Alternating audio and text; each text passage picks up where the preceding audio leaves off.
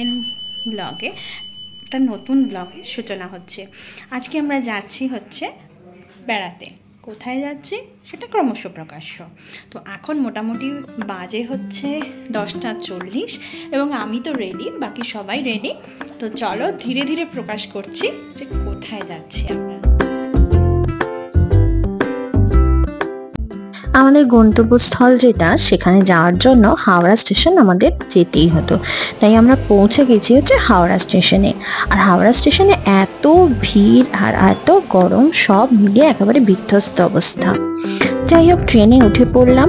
আর train যখন চলতে থাকলো, তার আশেপাশের যে সুন্দর দৃশ্যগুলো একের পর এক আমাদের পাশ দিয়ে চলে যাচ্ছে, বেশ সুন্দর লাগছে।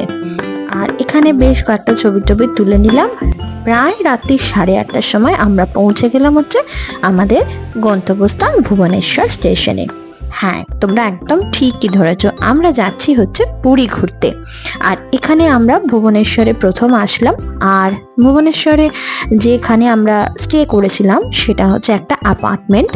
অত্যন্ত সুন্দরভাবে সেটা সাজানো ছিল। চলো তোমাদের এই অ্যাপার্টমেন্টের ট্যুরটা দিয়ে দিই।